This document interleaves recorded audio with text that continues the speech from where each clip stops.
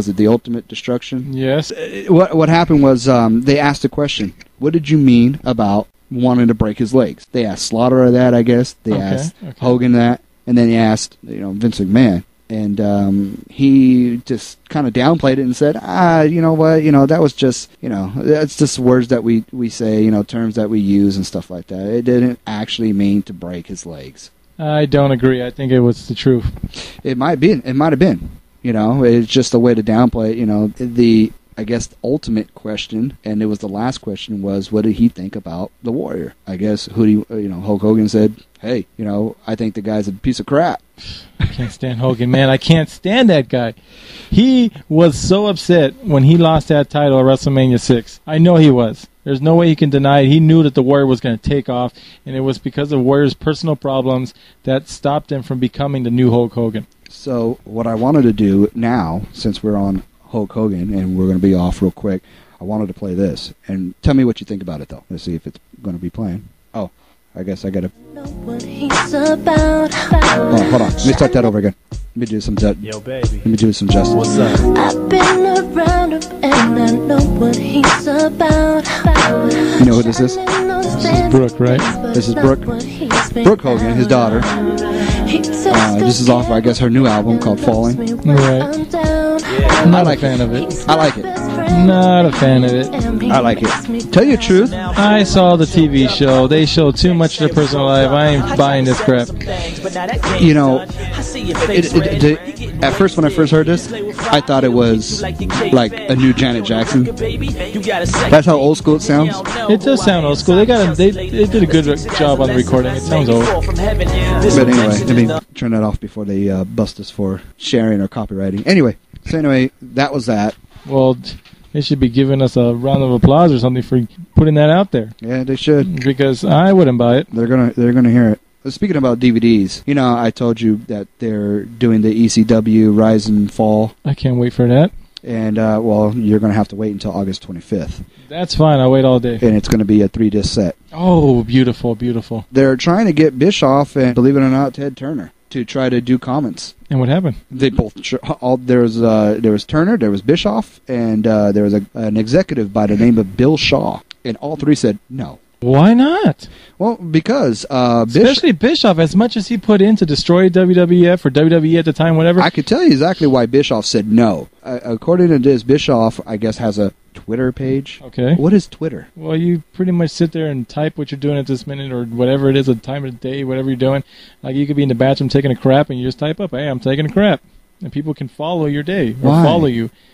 I don't know. It's pretty popular. I try to get on there once. I'm like, I don't got time for this crap. Why? Exactly. It's too time consuming. I mean, you got to keep up everything what you're doing. It's like being your own TMZ. It's annoying. Oh. That show's got to go down too. That's exactly what it sounds like, being your own TMZ. I mean, you're telling on yourself. TMZ. I'm tired of that show, and I'm tired of Twitter. So anyway, he went ahead, and I guess he has a Twitter page, and he went ahead and it says he chose not to participate in the WWE's latest revisionist history, intended for many reasons, including the obvious one. Making money for WWE, right? Well, no, I think what he meant by that is, Bischoff was calling the shots there. It just didn't do anything, I mean, they had talent, but they just couldn't do anything, especially when you're going against a juggernaut like WWE. No, they were about to beat the WWE. The problem was... Well, they were. They were for the longest.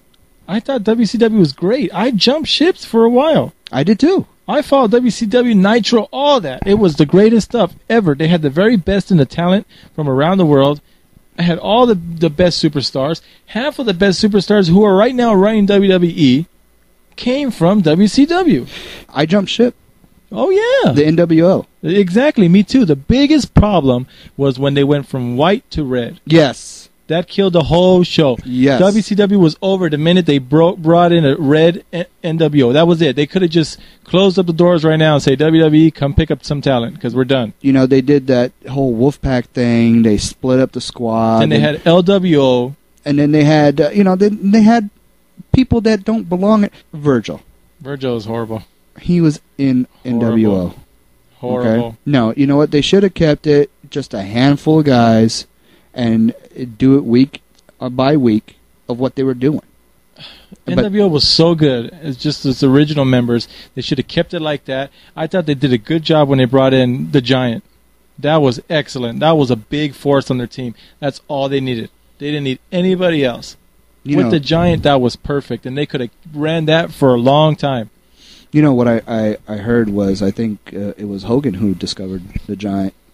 As a matter of fact, that's good. The Giant is the shit. He is the greatest. As a matter of fact, I think I heard that Hogan was at one of these celebrity-type basketball charity-type things, or maybe he was even at a game, I don't know, but he saw this huge 7'3" monster, or however Big Show is. He said the boy could play. He said the boy could ball up.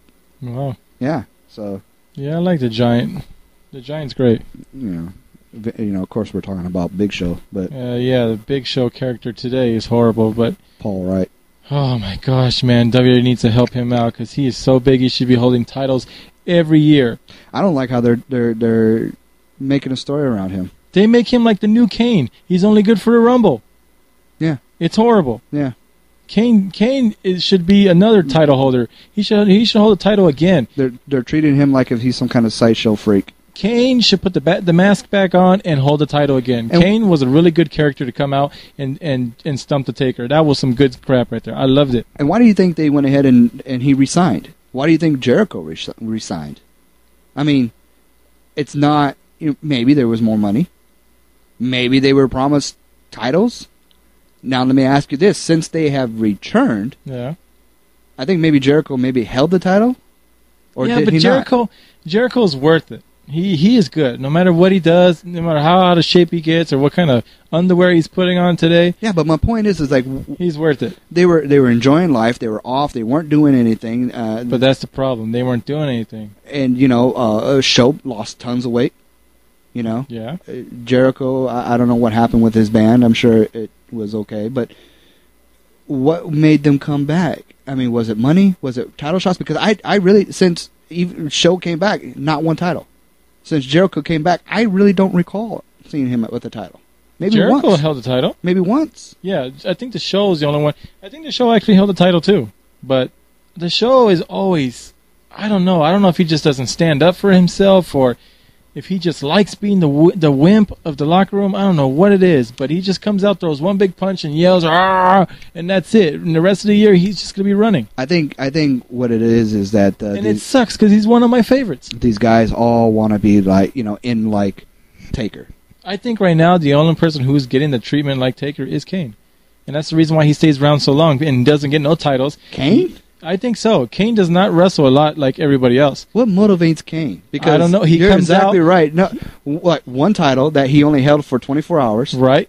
And one movie that just flopped. Right, but they treat him well, though. He doesn't have some crazy matches. He gets in matches that are supposed to make some good ratings, and he's always around the title chases, but he never gets a chance to face the title holders. But he's always around pretty big stories. And then he never wrestles a lot, which is good, so he gets time to relax. Is it the gimmick that's saving him? I think so. He doesn't work a mic. No, I think it's the gimmick, because they don't have to really write anything for him.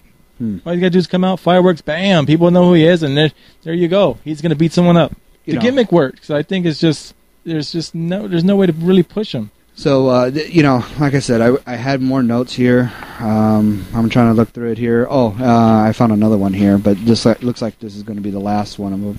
The last story that I have here, the whole Tommy Dreamer story. And there's rumors that he's going to want to retire this month.